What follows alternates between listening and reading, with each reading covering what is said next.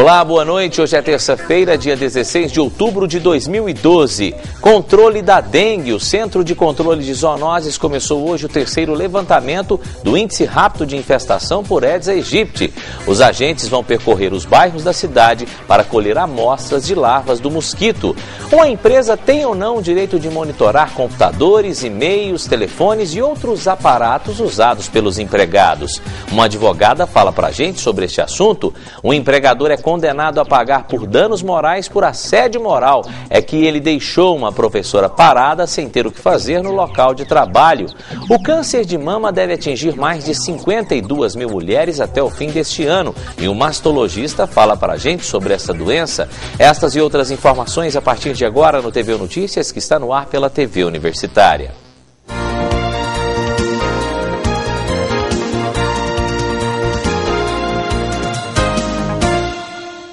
O Centro de Controle de Zoonoses começou hoje o terceiro levantamento do índice rápido de infestação por Aedes aegypti. Os agentes do CCZ percorrerão vários bairros da cidade para colher amostra de larvas do mosquito. Na casa de Dona Maria, os agentes de controle de zoonoses procuram focos do mosquito da dengue. Eles observam vasos de plantas, ralos e tudo que pode acumular água parada. Mas a aposentada garante que faz tudo certo para evitar as larvas do mosquito. Eu encho bem os vasos e espero encharcar. Depois eu tiro a mangueira. Aí eu acho assim que não fica água parada em lugar nenhum, né?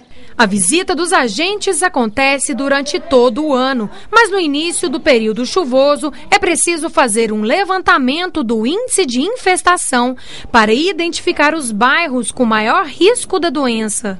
Pelo menos 12 mil casas serão visitadas em 3 dias. Essa pesquisa é feita por amostragem em todo o município e ela tem esse objetivo, é preconizada junto ao Ministério e todos os municípios acima de 100 mil habitantes têm que realizar a pesquisa. Depois da coleta, o material é levado para análise e um relatório vai mostrar os bairros que precisam de mais atenção durante as chuvas. Segundo o coordenador, os últimos levantamentos mostram que a doença está controlada em Uberlândia. É um ano que, teoricamente, está superado em termos de registro de casos.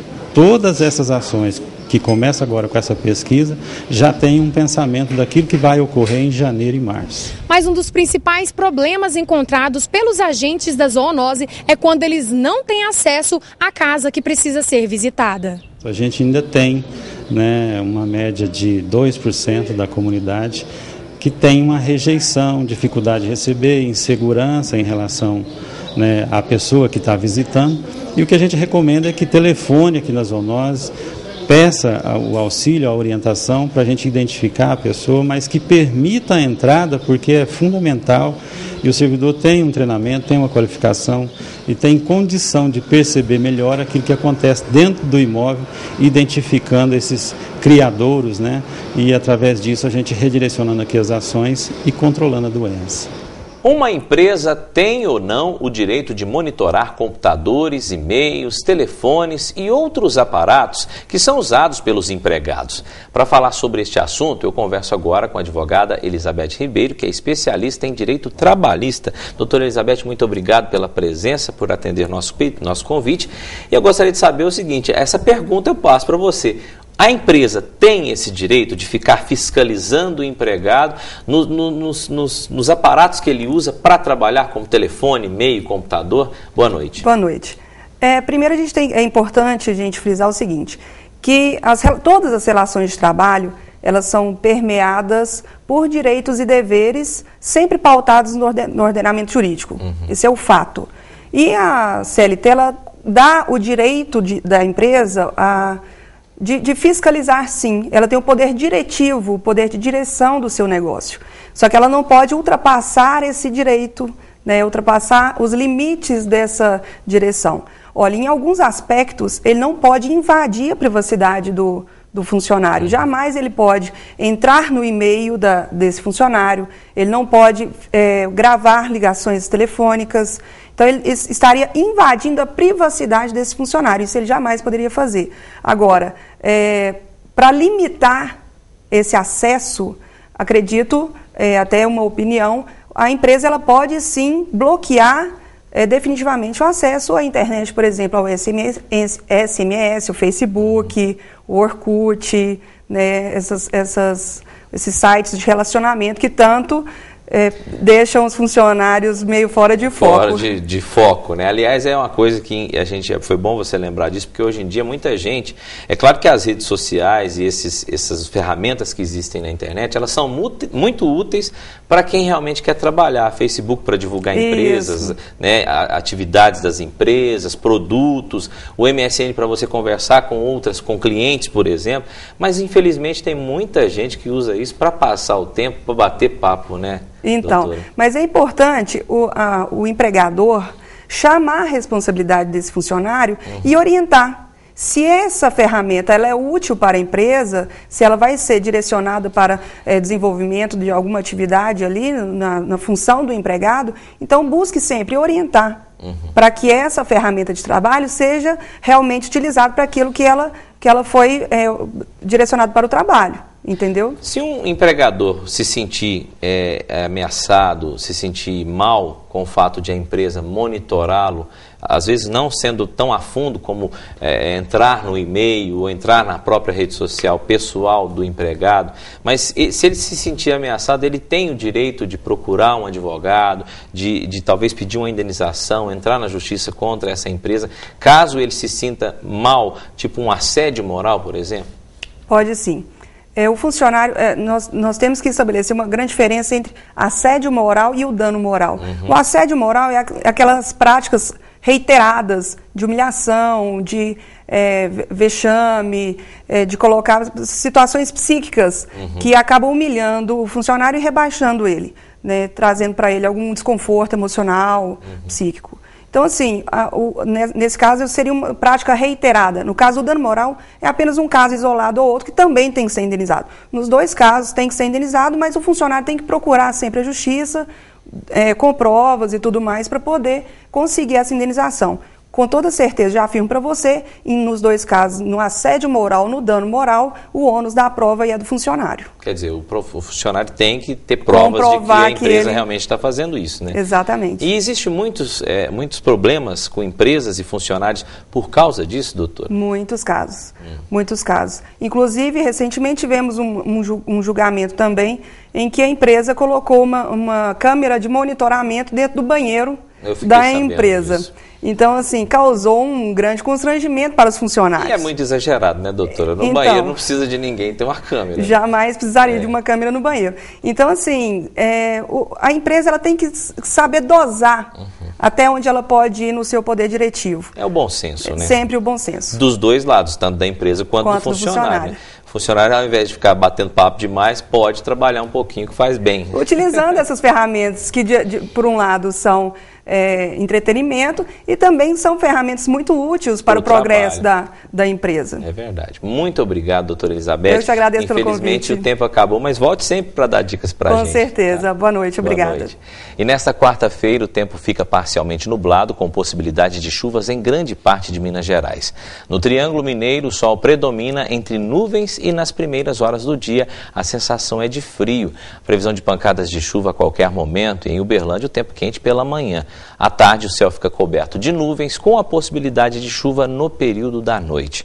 A mínima prevista é de 19 graus e a máxima não passa de 26. Confira o tempo em outras cidades mineiras. A terça-feira em Araguari é de tempo parcialmente nublado, previsão de chuva a qualquer momento, mínima de 17 e máxima de 25 graus. Em Sacramento, o dia amanhece nublado, possíveis pancadas de chuva à tarde e à noite, mínima de 20 e máxima de 30 graus. Em Prata, a previsão é de sol pela manhã, possibilidade de chuva a qualquer hora. A temperatura varia entre 22 e 29 graus. A terça-feira em Paracatu será de sol pela manhã, pancadas de chuva à tarde e à noite, mínima de 21 e máxima de 29 graus. Depois do intervalo, o câncer de mama deve atingir mais de 52 mil mulheres e um mastologista fala para a gente sobre este assunto. A gente volta já.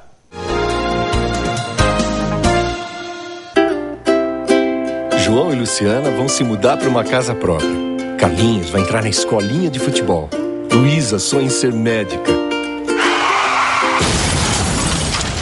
João e Luciana não vão morar na casa nova. Carlinhos não vai mais jogar. E Luísa não vai ser médica. Acidentes destroem sonhos, interrompem vidas. Dirija com responsabilidade. Ministério dos Transportes, Governo Federal.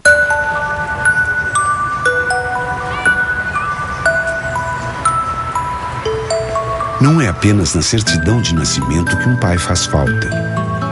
O Poder Judiciário sabe o quanto é importante para um filho ter o nome e a presença de um pai. Por isso, o reconhecimento de paternidade foi simplificado e agora pode ser feito em qualquer cartório de registro civil. Pai presente, um reconhecimento que todo filho espera. Imagina a cena, eu no ponto esperando o ônibus, do meu lado um gatinho que também ia fazer a prova do Enem. Gatinho? A gente começa a conversar, vem o ônibus, subimos juntos. Lá pelas tantas ele levanta pra descer e eu, mas não é aqui. Sério? Deu pra entender, né? No embalo da conversa, acabei pegando o ônibus errado. Não acredito. Desci, cinema e desfiz dele. Saí correndo igual uma louca. Por sorte eu consegui chegar. Mas cheguei em cima da hora. Agora parece engraçado, mas ninguém merece passar por isso. Para evitar imprevistos, confira com antecedência o local da prova no cartão de confirmação de inscrição, que você vai receber pelo correio. As mesmas informações estão disponíveis também pela internet, no site inep.gov.br. O Enem é nos dias 3 e 4 de novembro. Não vai esquecer de nada, hein? Ministério da Educação, Governo Federal.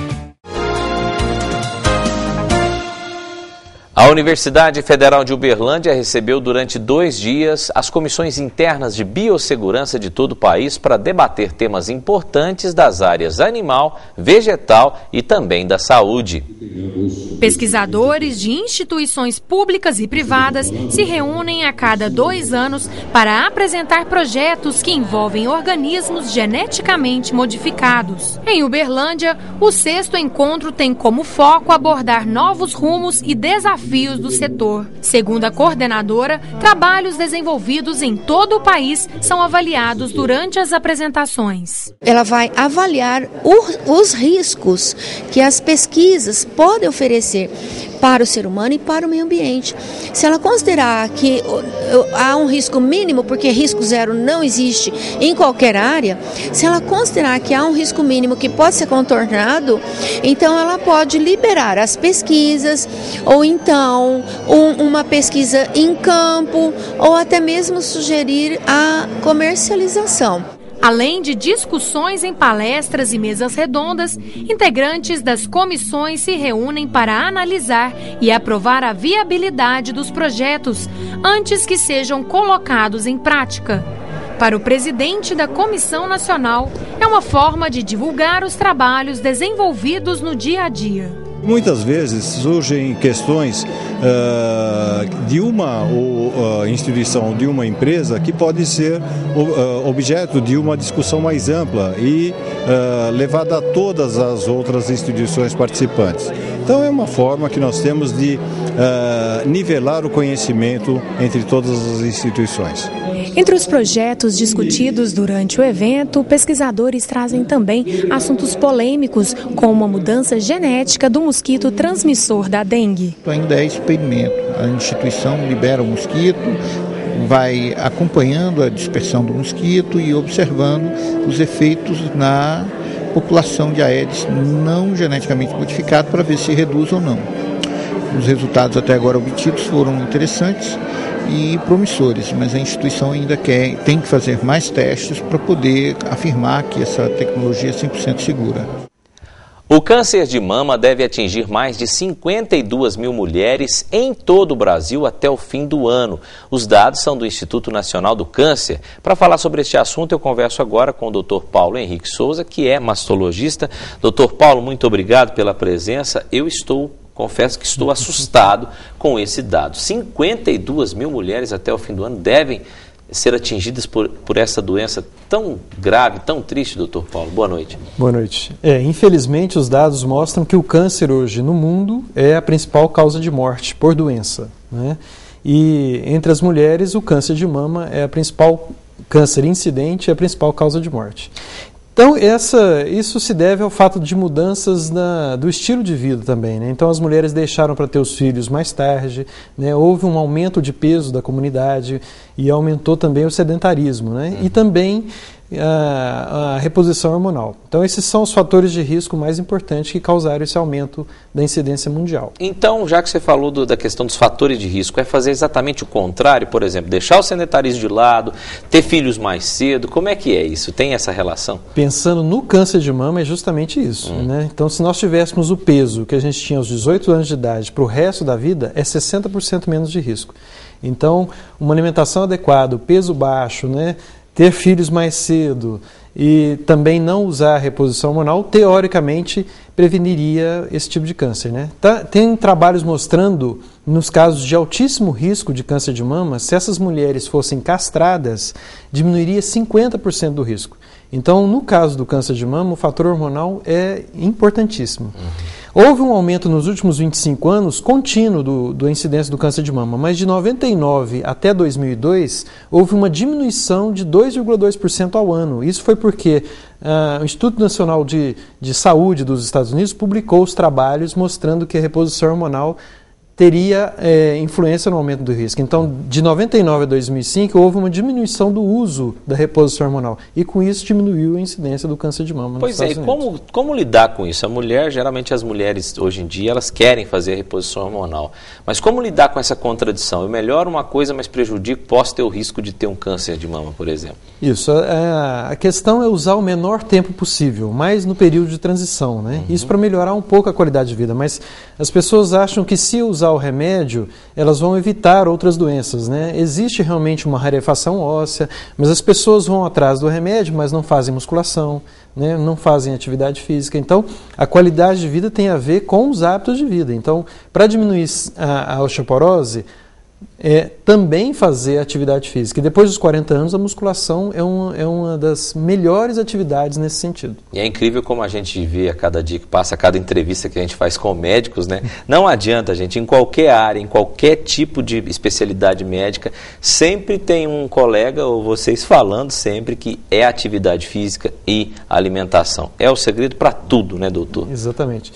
Nesses cânceres com maior incidência de fator de risco hormonal, tanto a próstata no homem como o câncer de mama na mulher, a questão hormonal também é um fator importante, né? Agora eu gostaria de saber o seguinte, a gente até estava conversando antes da entrevista sobre a questão de porcentagem. O senhor tem uma estimativa de que dessas 52 mil mulheres no Brasil que vão ter câncer até o fim do ano, eu gostaria de saber quantos por cento delas, infelizmente, vão chegar a óbito. Infelizmente, 80% das mulheres que nos procuram nos serviços de oncologia, 80% já tem a doença avançada, né? Então, nos países de primeiro mundo, o que aconteceu? Houve um aumento da incidência, mas a mortalidade caiu. O aumento da incidência também está relacionado ao diagnóstico mais precoce, né? Então, com o advento da mamografia. Então, aumentou a incidência não só do número de doenças, mas também o diagnóstico foi mais fácil de fazer. Ou seja, isso significa que as mulheres, mesmo sem sentir nenhum sintoma, é extremamente importante que elas façam periodicamente o autoexame, né, o exame da mama, que a gente vê há muitos e muitos anos sendo divulgado, e também a mamografia. Só um toquezinho em relação ao autoexame. Se a gente diagnosticar os tumores só pelo autoexame, a gente não vai diminuir a mortalidade da doença. Então, se a gente quer diminuir a mortalidade dessa doença, o diagnóstico tem que ser feito pelas lesões impalpáveis. Então, diagnosticar a lesão antes dela ser detectada pelo exame físico. Então, a mamografia, nesse sentido, é mais eficaz. Tá certo. Doutor, muito obrigado pelas dicas. Infelizmente, o tempo acabou, mas é claro que o senhor volta aqui mais vezes para nos dar outras dicas com relação a isso. Muito obrigado, viu? Prazer, boa noite. E para você que está à procura de emprego, é hora de prestar muita atenção nas nossas vagas do nosso mercado de trabalho. Confira.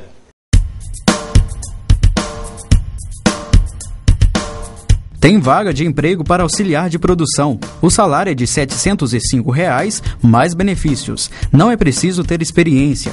O Cine está com grande oferta de vagas para atendente de telemarketing ativo e receptivo.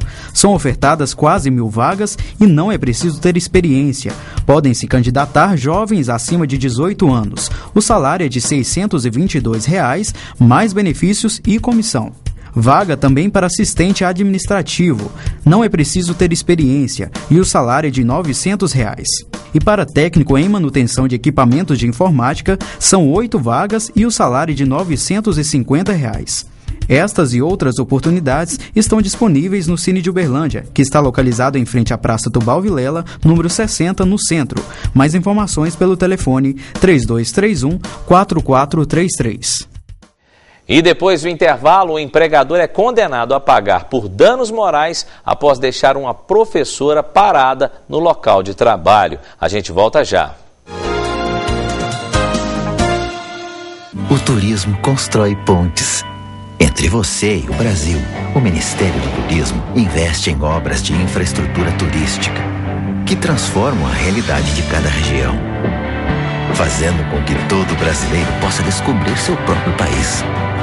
Por onde quer que você passe pelo Brasil afora, vai perceber que tem um Brasil melhor para o turista em todo canto do país. Viaje pelo Brasil. Ministério do Turismo, Governo Federal. A Rede Cegonha é mais que um conjunto de ações de atenção à saúde de mulheres e seus bebês. É uma maneira do Brasil dizer: bem-vinda, Ana. Bem-vindo, Bernardo. Bem-vinda, Bia. Com um pré-natal de qualidade, parto humanizado, mais acolhimento e atenção à mãe e ao bebê, a Rede Cegonha ajudou a reduzir em 21% as mortes maternas no último ano. Informe-se sobre a Rede Cegonha em uma unidade de saúde ou ligue 136.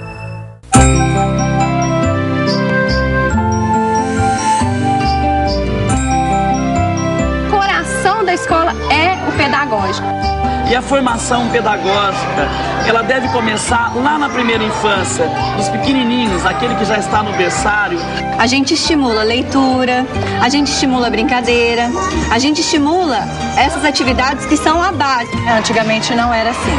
A creche era vista como um depósito de crianças e hoje não. O Ministério da Educação está ampliando, em parceria com os municípios, a rede de creches e pré-escolas em todo o país. E agora, com o compromisso do Brasil Carinhoso, vai aumentar os recursos transferidos para os municípios para reforçar a alimentação escolar das crianças em creches e pré-escolas. Por um Brasil melhor e com mais oportunidades, a começar pela infância.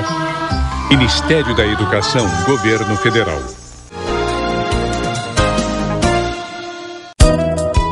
A Faculdade de Enfermagem da Universidade Federal de Uberlândia está com inscrições abertas para a segunda jornada de enfermagem do Hospital de Clínicas da UFO.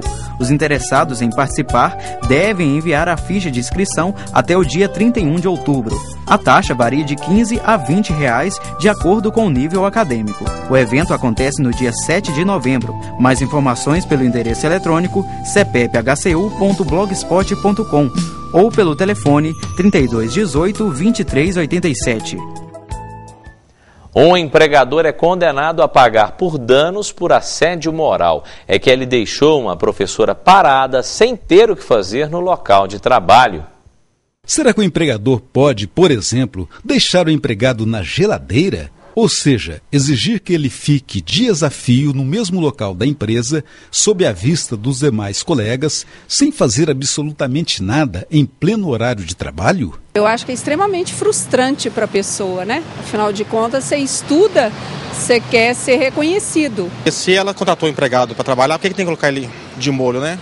Ainda mais um professor que é pago para ensinar os alunos, para até mesmo no futuro do nosso país. Devia de mandar embora, né? Se não tem nada para fazer. Em Uberlândia, no Triângulo Mineiro, aconteceu isso com uma professora. Uma universidade a deixou na sala de professores vários dias, enquanto deveria estar dando aula. Inconformada, ela procurou a Justiça do Trabalho e vai receber uma indenização de R$ 3.700. Imagine como se sente um professor que passa por essa humilhação. Ele, que desempenha a missão de educar, ter de ficar parado numa sala por dias seguidos, sem nada fazer, exposto ao olhar de todos, como se o seu trabalho não tivesse serventia alguma para o empregador. Mas essa sistemática provocação do empregador tem sim um efeito de humilhar, tem um efeito de procrastinar determinada prestação de pecúnia que é devida às vezes em relação ao salário próprio, para que o empregado sinta-se descontente, e é natural que ele vá se sentir como ser humano e como empregado, e peça um desligamento, às vezes com um prejuízo de forma que alimentar, porque ele precisa do trabalho. E o TVU Notícias de hoje fica por aqui, mas lembrando, amanhã, quarta-feira, às 6h30 a gente tem um novo encontro e é claro que nós esperamos por você. Uma ótima noite a todos, a gente se vê amanhã.